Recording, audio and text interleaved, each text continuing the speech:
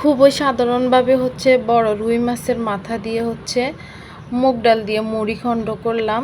দেখতে যেমন সুন্দর হয়েছে, মাশাল্লাহ খেতেও অনেক বেশি মজার হয়েছিল। খুবই সিম্পলভাবে হচ্ছে তৈরি করার চেষ্টা করলাম। তো আসসালামু আলাইকুম এভরিওয়ান, আমার আরেকটা নতুন ভিডিওতে আপনাদের সবাইকে স্বাগতম। তো এই তো আমি হচ্ছে মুগ ডাল মুড়িঘণ্ট রান্না করার জন্য এখানে সব কিছু গুছিয়ে নিয়েছি। প্রথমে হচ্ছে আমি মুগ ডালটাকে একটু ভেজে নিয়ে তারপর হচ্ছে আধা ঘন্টার মতো ভিজিয়ে রেখে তারপর ধুয়ে পরিষ্কার করে নিয়েছি। তারপরে রুই মাছের মাথাটা আমি হচ্ছে একদম ভালো করে ভেজে নিয়েছি। তারপরে এখানে হচ্ছে আদা, রসুন আর কিছু কাঁচামরিচ বেটে নিয়েছি একসাথে। তারপর হচ্ছে পেঁয়াজ, কাঁচামরিচ, একটা টমেটো, ধনেপাতা সব কিছু একবারে গুছিয়ে নিয়ে আমি হচ্ছে রান্নাটা বসিয়ে দিলাম। এই তো কড়াইতে হচ্ছে আমার মাছ ভাজা যে তেলটা ছিল এখান থেকে কিছুটা তেল দিয়ে হচ্ছে আমি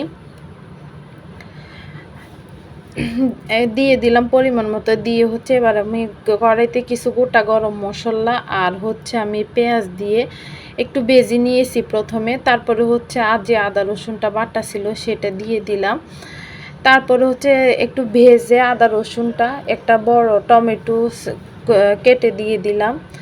তো তারপরে হচ্ছে এবারে আমি একে একে সব গুঁড়া মশলাটা দিয়ে দিব। তো প্রথমে আমি পরিমাণ মতো লবণ, তারপরে হচ্ছে ঝাল, যে যেমন ঝাল খেয়ে পছন্দ অনুযায়ী হচ্ছে শুকনো মরিচের গুঁড়া, তারপরে হচ্ছে আমি পরিমাণ মতো হলুদের গুঁড়া আর দিয়ে দিলাম হচ্ছে জিরা এবং ধনিয়ার গুঁড়া একসাথে ছিল সেটা দিয়ে দিলাম 1 চামচের মতো।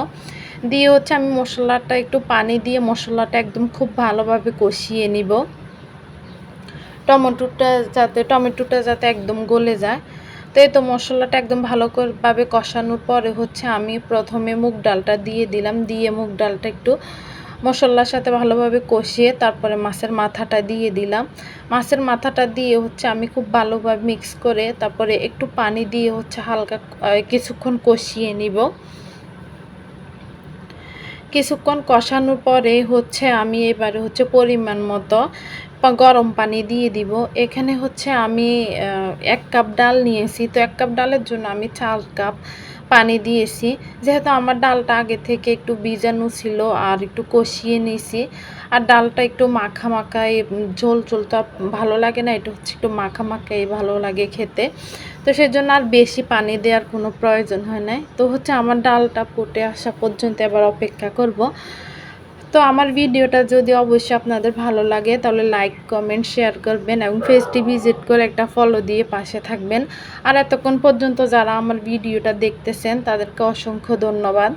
তো আমার ডালটা একদম খুব ভালোভাবে ফুটে উঠছে। এবার হচ্ছে আমি চেক করে নিব হচ্ছে ডালটা সিদ্ধ।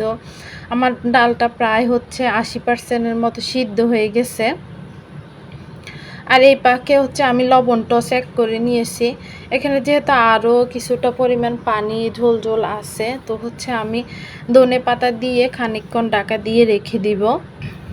রেখে দেওয়ার পরে তো হচ্ছে আমার ঝোলটা একদম প্রায় শুকিয়ে আসছে। এবারে হচ্ছে আমি ডালটা এই পর্যায়ে হচ্ছে নামিয়ে নিব, কারণ হচ্ছে ডালটা নামিয়ে রাখলে হচ্ছে অনেকটাই হচ্ছে ঝোল ঘন হয়ে আসবে। এ হচ্ছে আমার ডালের ফাইনাল লুক, মাশাল্লাহ। তো সবাই আজকে এই পর্যন্তই। সবাই ভালো থাকবেন, সুস্থ থাকবেন। আল্লাহ হাফেজ।